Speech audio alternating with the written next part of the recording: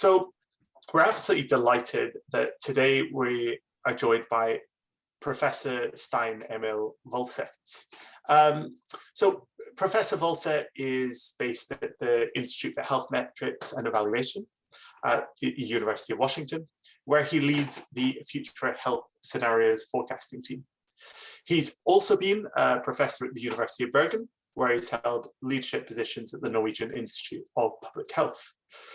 His research really is focused on Norwegian and European cohort register studies, but more recently on global burden of disease. And we're absolutely delighted that he's going to talk to us about his work in relation to temperature change, climate change. So I'm going to hand over the floor to you, Professor Vollset. He's going to talk for around 35 minutes, and then we'll have time for question and answer, and the session will finish about 55 minutes from now. As per previous seminars, we do intend to record just the presentation component of the session. So that's just whilst Professor Vollset is speaking, and then we will turn it off when we finish and go to question and answer.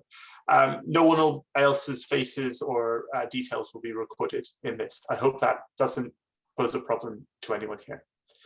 So I'll hand over the floor now to you, Professor Vollset. Thank you so much for joining us. Okay, thank you. It's a pleasure to have this opportunity to present my work on population, and also how we are thinking and have started to go forward with climate and climate's effect on population and the other way around. Actually, this is we published the population forecasting paper in the Lancet last year, and there was quite a bit of it of attention by the media. And one of the questions that was most frequent was, did we account for climate change, or was that part of our model? And it was not at all, because that was based on the global burden of disease, the GBD, around 2017. So what I plan to do now is to give an overview of IHME's population forecasting approach and some of the results. And I will show results from our first step towards modeling climate effects of temperature change on mortality, and discuss a bit more broadly, and hopefully also with you, the interplay between health, population, and climate change, and what how we are foreseeing this work. On the right hand side here is my favorite sort of newspaper clip of this year. No one knows what's going to happen, and I think and this of course alludes to COVID, but I think it could also allude to the coming 80 years of this century, where we know we will have climate change coming, we might have more pandemics, and sort of I'm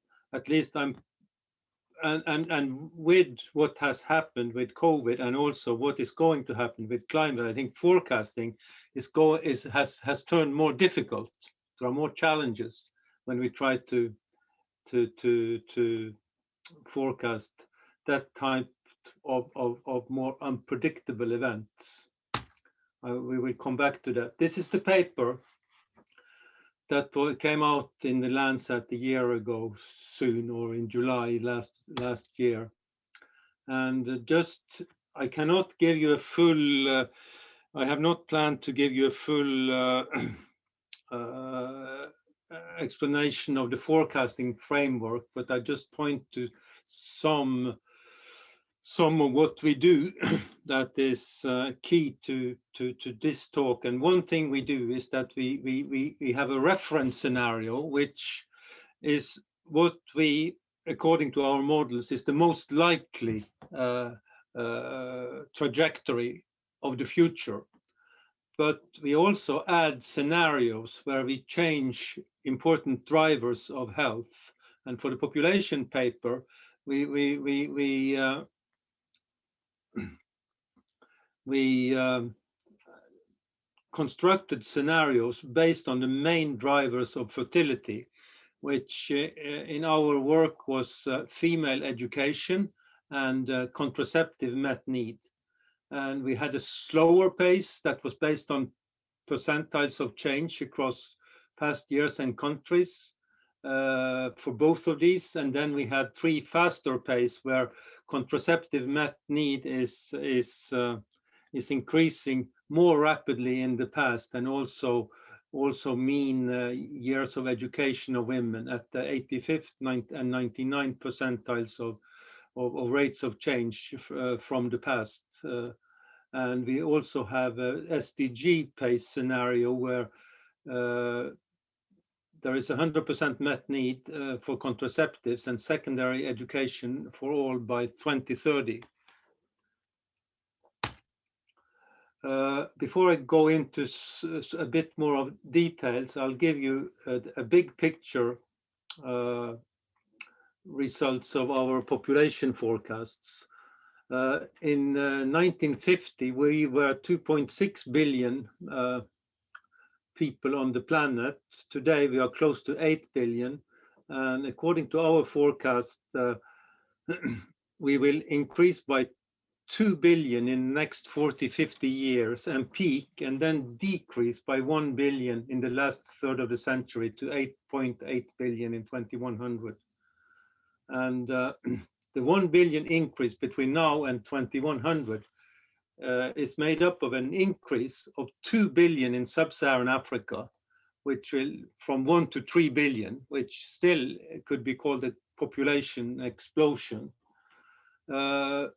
And then a decrease of 1 billion in Asia from 4 to 3 billion.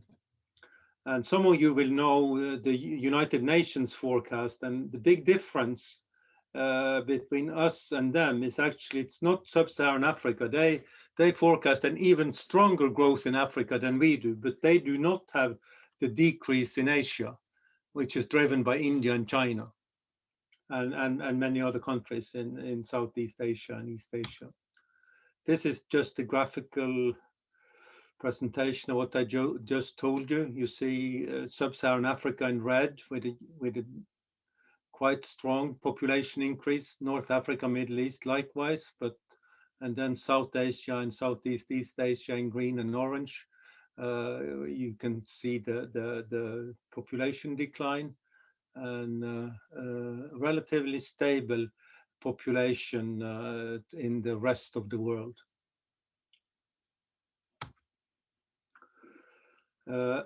If we want to explain what's going on and what's the main driver of population, it's all about fertility. And just to introduce you to demographer's rule of thumb, if the total fertility rate or the mean number of children per woman is 2.1, population size will be maintained in the long run if there is no major in or out migration and no major changes in mortality. And this is also called the replacement level. And here I'll give you just this fertility has changed quite a bit. If you go back to 1950, there were less than 5 countries that were below replacement. And there were only 1 or 2 or 3 countries where population was declining in 1950. Today, almost half of the countries in the world are below replacement.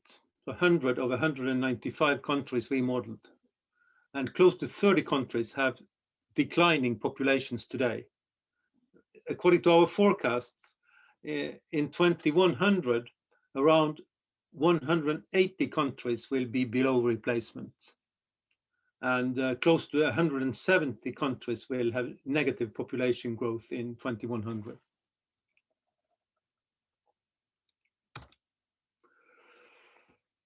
There are 3 key inputs to population forecasting, and that is mortality, migration, and fertility. And to forecast population, we need to have country-specific and age and sex-specific all-cause mortality rates, net migration rates, and fertility rates. In our mortality forecasting model, all GBD risk factors, close to 70 in number, are drivers, and also our IHME socio-demographic index, which is a composite of fertility under 25, educational attainment, and GDP per capita. We also have 5 vaccines as drivers of our mortality model. We forecast net migration using a relatively simple regression model with SDI, the social demographic index, natural population growth, and mortality from war and disaster. And then fertility, which is the major driving factor, and challenging to predict, particularly when countries are below the replacement level. We use female education and contraceptive met need as covariates in that model, which I mentioned. And the fertility forecast is also the major factor explaining differences in forecast between the IASA Wittgenstein Center in Austria and United Nations, who are the 2 other centers that produce population forecasts to 2100. This is just to give you a glimpse of our mortality forecast. I'm showing global life expectancy from 1990 to 2100, males to the left and females to the right. And one thing to note is that the scenarios that are based on contraceptive met need and education, they do create some variation in life expectancy, but no major variation in life expectancy by 2100. One other thing to note is that you can see that in the past, here shown from 1990, actually we have our the past goes back to 1950, but just we have a quite steep or strong growth in life expectancy, and one thing to note is that we forecast that the growth in life expectancy will slow down during the remainder and actually flatten a bit out towards the end of the century. This is our forecast of global total fertility rate, where we see that in 2017, the global fertility was 2.4 children per woman. And the blue line is the reference forecast going down to just below 1.7. Different from the mortality forecast, we see here there is quite a big spread across the scenarios, especially down to the slower met need and education pace scenario, which where we end up at 2.6 in 2100, and the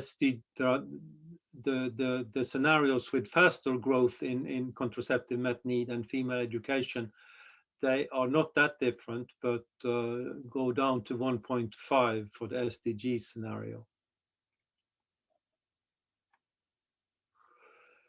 This is the main results for the global population. And we see the trajectory is an increase until the mid-2060s, where the global population in our reference forecast will peak at 9.7 billion, close to 10 billion, and then decrease to 8.8. And we also see that, like for fertility, there is a very wide range between the slower pace of met need and education and the fastest, and the SDG met need and education pace from 6.3 billion to almost to 13.6 billion. And in parentheses, I've added our uncertainty limit. So if you include those, our 2100 forecast are not have a very wide range.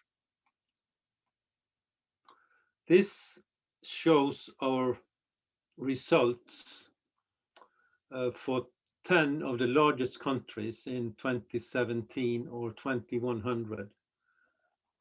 And we see quite dramatic in the upper row to the left.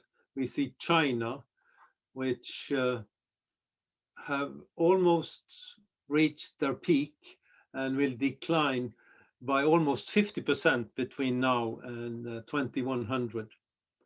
And India, which is the second largest country by population, or very close to China at the moment, will peak a bit later and pass China and then decrease to 21% below the current population size. Whereas in sub-Saharan Africa, for example, Nigeria, we see more than a tripling of the population from now until the end of the century, and also for a similar strong growth for DR Congo and Ethiopia. Whereas, for example, in the US, the population will stay relatively stable through the century and will end up just 3% above the current level, according to our forecast. And this is, for many countries, this is driven mainly by fertility. In the US, it's also driven by in-migration to keep the population up at when the fertility is below replacement. Instead of showing you a population pyramid, I show you this graph that illustrates the dramatic changes that will happen in age composition between or that already have happened from 1950 to 2020, and then further to 2100. In red and violet, I show the population above 65 and above 80. And we can see that in 1950, around 5% of the world population was 65 years or older, whereas this will increase to close to 30%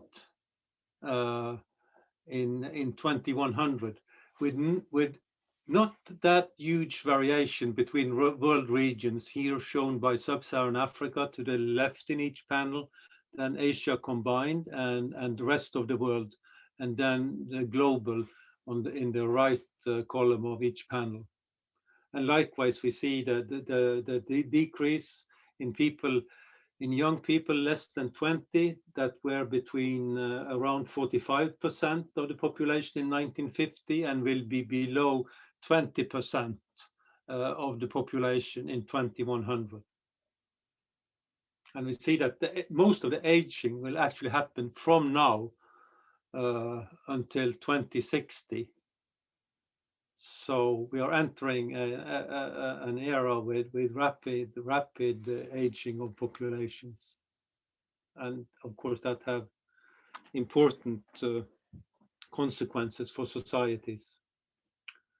And again, to underline that this is all about fertility, I show for the three main producers, the United Nations, the Wittgenstein and IHME, the trajectory of each country from 1950 to 2100, and also in red, the global total fertility rate, and is shown in numbers. 1.94 is the United Nations estimate of total fertility rate in 2100, whereas Wittgenstein Center and IHME are slightly below 1.7. There is one more noteworthy difference between IHME and the two other producers, and that is if you go below the green horizontal line, you are under replacement, And you see both UN and Wittgenstein, they have a tendency that countries, when they reach a low level of fertility, they tend to rebound a bit. And that's sort of built into their models. And we do not have that type of assumption. We just use a regression between fertility and female education and contraceptive met need. And you see that, and this is explaining some of the differences, that when countries goes below replacement, they reach a level and they tend more to stay down there. And who is right, we will we will not know for many years yet. And yeah, this is a few more details on our fertility model. Distinct from UN and Wittgenstein, we don't model total fertility rate because it's quite unstable. It's a period measure, and it's actually the level changes when women postpone births, so you can get sort of artificial fluctuation in TFR because of shifts in age at the women's age at birth.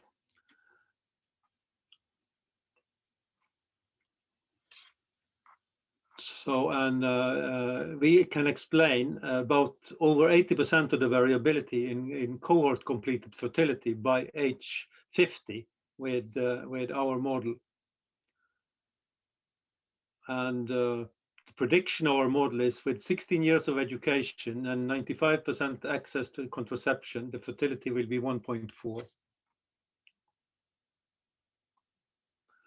This is an interesting slide because this shows the differences between the United Nations in gray, the Wittgenstein Center, and our forecasts. As I noted previously, UN have increasing growth, although at a very slow rate towards the end of the century, and ends up at 10.9 billion in their what they call medium variant. Wittgenstein Center has also their medium variant ends up peaks like ours and ends at 9.3, whereas we peak in 2064 and end up at 8.8. But all of these forecast institutions have several scenarios and also UN-wide uncertainty like us on the forecasts. But a difference of 2 billion in 2100 is quite substantial. And we write in our paper that the population decline is good for the planet, and thinking about sustaining food production and also carbon emissions. But as you see in this graph, actually the three institutions, we all agree very much until 2050, 2060. So we will have an increase of about 2 billion due to what's called, the demographers call population momentum. It's a slow train to stop. So and our forecast diverge after 2060 more or less. And actually, if we are going to do something with climate, we cannot wait until population might decline. So this is another figure showing the differences between ours to the left and United Nations. And what you see in 2064, where we peak, we both are at close to 10 billion. But then then the rest of the world doesn't change, but in Asia, they stay high at 4 billion, whereas we have 3 billion. And like I mentioned, they have a larger growth in sub-Saharan Africa. Then to climate, because like I said, we got a lot of questions about why, if we model climate, and why we did not, and also what could potentially climate change mean for population and the other way around. So that's something we have started to work on. And the global burden of disease, or IHME's first step to be able to assess impact of climate change, is the addition with the GBD 2019 round that was published in October of last year, with the addition of temperature as a risk factor in the GBD. So actually you can go to our website and you can see that we now have deaths attributable to high, low and non-optimal temperatures. And actually in 2019, 2 million deaths of around 55 million globally, about 3.5% of deaths were due to non-optimal temperature, and the majority of those deaths were due to low and not high temperature. So we had around 300,000 deaths due to high temperature.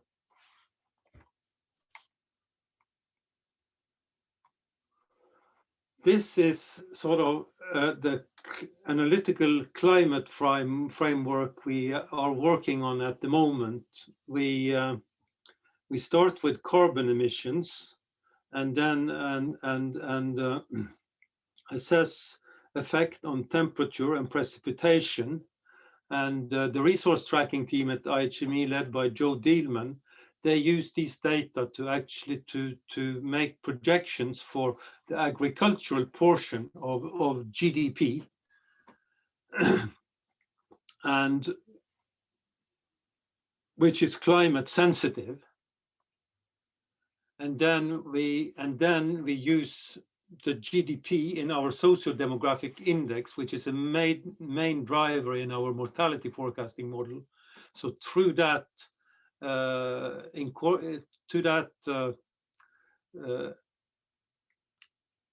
climate sensitive portion of the GDP, and through the social demographic index, we get the indirect effect on all causes, all more than 200 causes we model or forecast. And then using the GBD risk factor machinery, we can also see a direct effect of health, of temperature on health, measured by attributable burden. So just as a quick refresher, and for those who are not familiar with the climate field, there are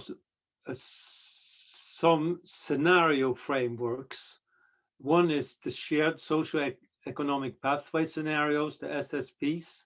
They are based on socioeconomic factors such as population, GDP, technology, education, and urbanization.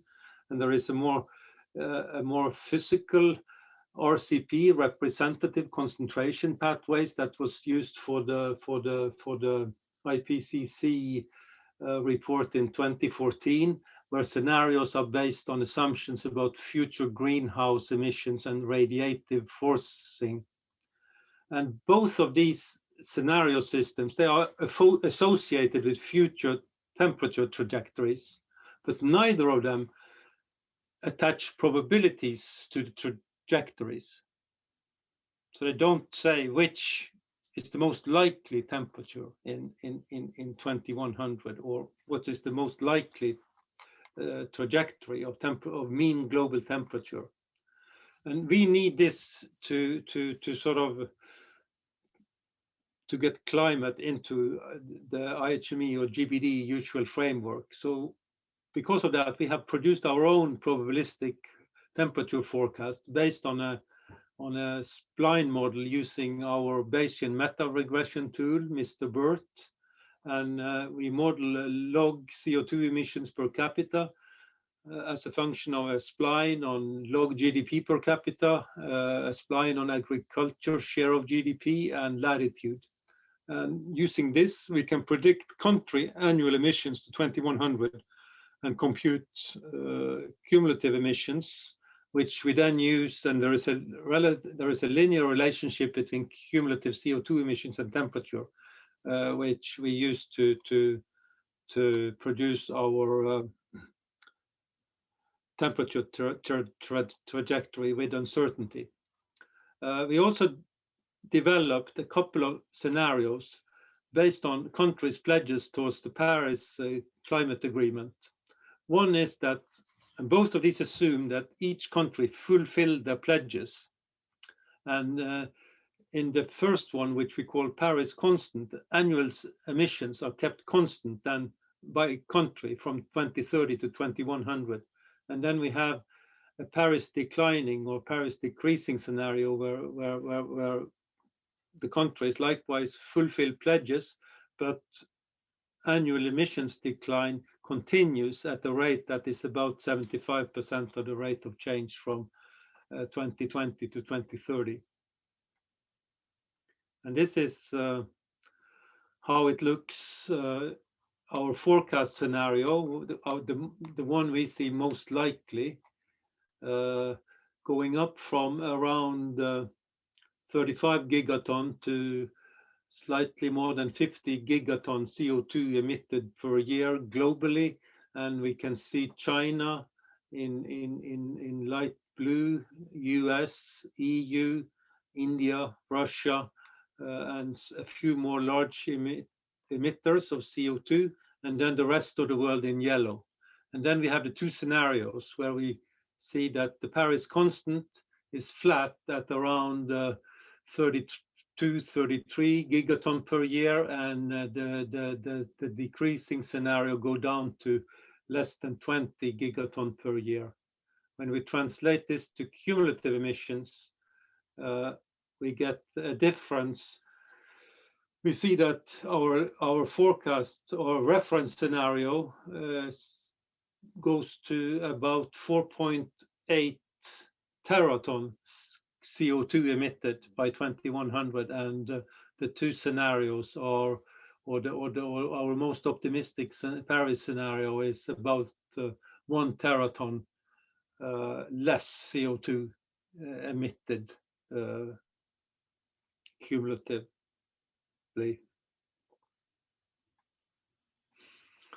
This shows our temperature forecast to 2100 in depicted by the black line, ending up at around 3.8 degrees Celsius compared to pre-industrial levels. And we also have uncertainty depicted in the gray zone around it.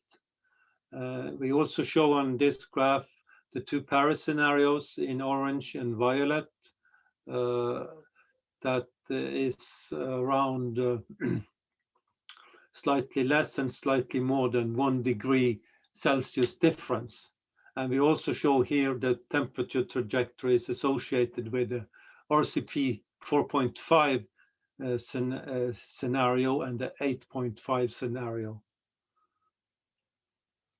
So the RCP 4.5 is a scenario with mitigation, whereas the 8.5 is one just with continuing emissions. We use the mean global temperature trajectory in combination with a NASA dataset that actually has projected daily temperature forecast until 2100 with a very high geographical granularity at the 0.25 times 0.25 degree pixel level for the two for the RCP 4.5 and 8.5 scenarios. And actually what we do, we place our global mean forecast between these two RCP scenarios at the daily pixel level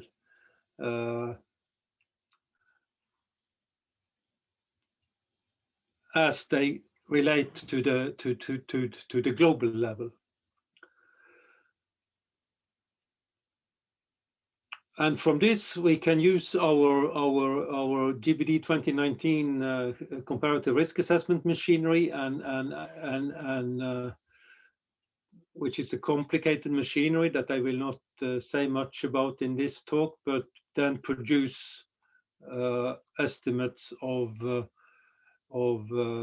deaths attributable to high temperature and low temperature. And this map shows heat attributable mortality per 100,000 across the globe in 2100. And of course, we see that in the darker red is more than 100 deaths per 100,000 per year. And we see that between 30 degrees north and 30 degrees south is as expected the regions most affected by heat mortality. I have a map on the next slide that shows the difference between our reference scenario and the Paris declining. And we see that we can, in some countries, particularly close to equator, we can avoid around 40 deaths per 100,000 by decreasing CO2 emissions as depicted in the Paris decreasing scenario. This is a simple graph of cumulative deaths attributable to high temperature globally. And we see currently the number of heat deaths is around 300,000. At the end of the century, they will be around 2 million per year in the reference scenario. And if we compare with the Paris scenarios, there will be about 25 million deaths avoided, cumulative to 2100, if that will be given, that would be the level of carbon emissions. So this is more or less what I was going to cover. I can say a few words before we can open for a discussion, that we now, for our next round of forecasts, the first forecasts we plan to publish is not population, but forecast of DALIs until 2050. Also, then we will incorporate the relation. We will estimate future burden due to temperature, and so this temperature framework will be incorporated in all future forecasts. We also